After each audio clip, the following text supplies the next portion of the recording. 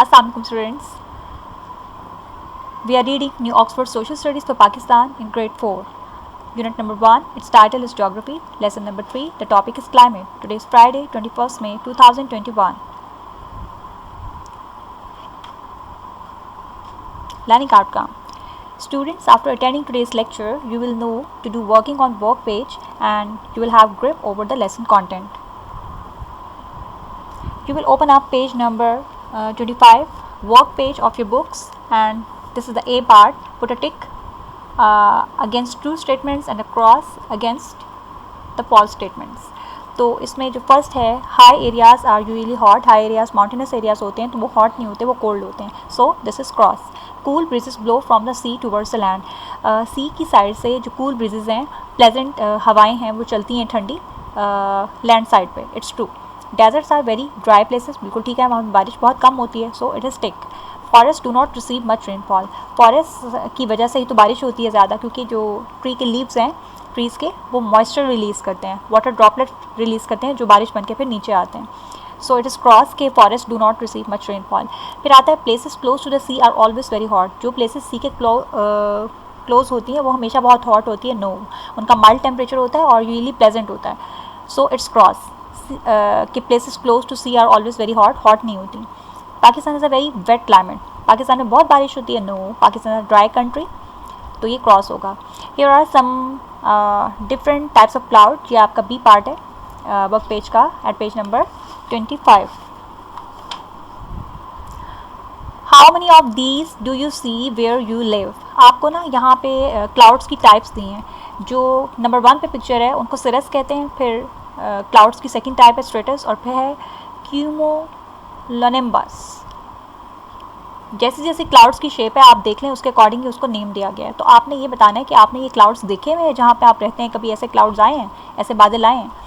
तो आप इसका आंसर कर सकते हैं. I see all these 3 types of clouds at different times of the year. साल के डिफरेंट टाइम्स में हमें ये डिफरेंट क्लाउड्स जो हैं नज़र आते हैं, और मैंने ये सब देखे हुए हैं. उसके बाद में आ जाता है आपका सी पार्ट. सी पार्ट में आपके पास क्या है?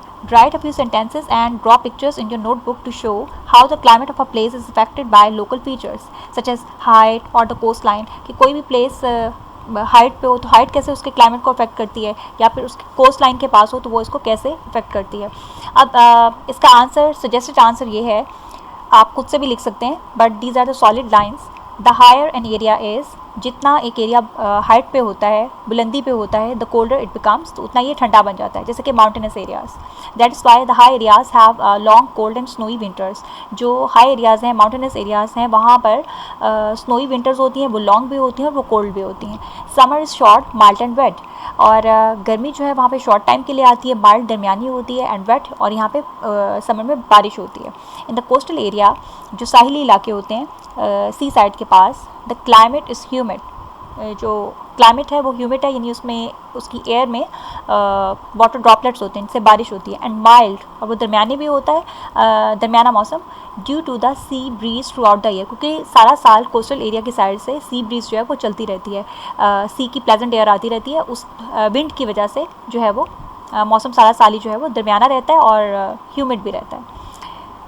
उसके बाद आपको करना है